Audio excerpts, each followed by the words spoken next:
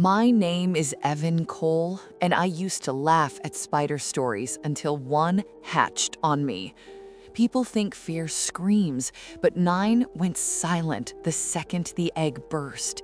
This isn't a campfire tale I heard from someone else. This is what happened to me, and it still crawls through my dreams. I went into that barn curious and bored, not expecting to leave changed. I thought the worst thing waiting for me would be dust and broken boards. I was wrong in ways I still can't explain. What crawled out of that egg wasn't the scariest part. The scariest part was what it chose me for. Some places are abandoned for a reason. Some things are left behind because they're growing. I tell this now as a warning, not a confession, because once you hear it, you start itching too. You start checking your skin in the mirror. You start listening to your walls at night. If you hate spiders, turn away now. If you're curious, that's how it gets you.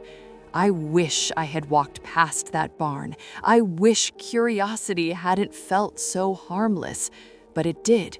And that's why you're hearing this. It happened on a late afternoon when the sky was gray and heavy.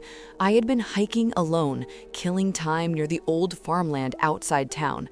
That's when I saw the barn slouched at the edge of the field. Its doors hung open like a broken mouth. Cobwebs coated the beams so thick they looked woven on purpose.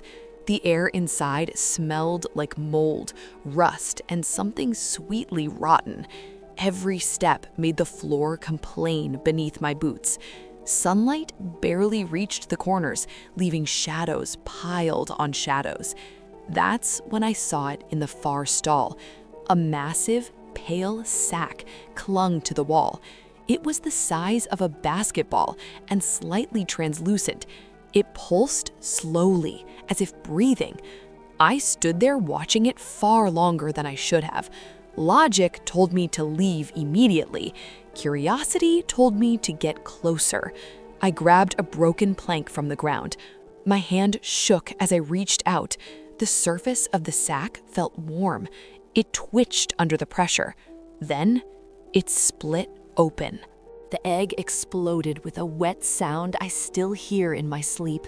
Hundreds of tiny spiders poured out in every direction.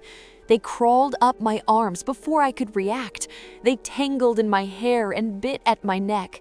I screamed and swatted wildly, backing into a post. My skin felt alive with movement. I slipped and fell, crushing some beneath me. That's when I saw something mixed in with them. It wasn't a spider. It was a folded strip of something pale. I picked it up without thinking. The texture was wrong, rubbery and warm. I realized it wasn't paper. It was skin. Words were carved into it deeply and unevenly. The message read, "Your next nest." My stomach turned cold as ice. The spiders scattered suddenly, as if summoned elsewhere. I felt a strange itching beneath my forearms. Something inside me moved. I ran from the barn without looking back. My breath came in short, panicked gasps. The itching spread across my chest and legs. By the time I reached my truck, my hands were shaking uncontrollably. I drove home far too fast. Once inside, I locked every door. I tore off my clothes and rushed to the bathroom mirror.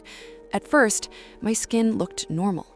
Then, I saw thin black shapes moving beneath it. They traveled along my veins like living shadows. I pressed my fingers into my arm and felt wriggling.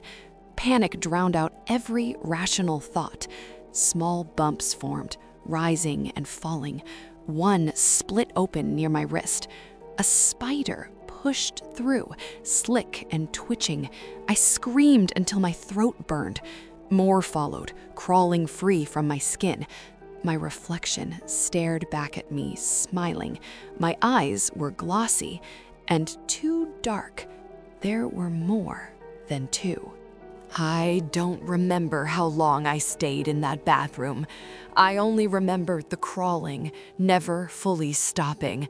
Eventually, the spiders retreated back under my skin, the holes sealed as if they were never there. I collapsed on the floor, shaking. When I woke up, the house was quiet. No spiders were visible anywhere. I convinced myself it was shock. I told myself it couldn't be real, but the itching never left. I stopped sleeping through the night. I started hearing faint skittering inside my walls. My appetite disappeared completely. Doctors found nothing wrong with me. Scans showed movement, but no explanation. They told me it was anxiety. They told me to rest. I knew better. The nest hadn't finished growing. It had just settled in. I haven't gone back to that barn. I don't need to. It's inside me now, waiting, growing. Some nights I feel them shift when I breathe. Some mornings I find webs in places I didn't leave them. I wear long sleeves no matter the weather. Mirrors have become my enemy. If you ever see a spider egg bigger than it should be, don't touch it. Don't poke it. Don't even get close. Burn the barn if you have to. Burn the field, because some nests don't stay behind. They walk away. If this story made your skin crawl, that's not an accident. You're already listening. Subscribe to the channel for more horror stories whispered from the dark, and check your skin before you sleep.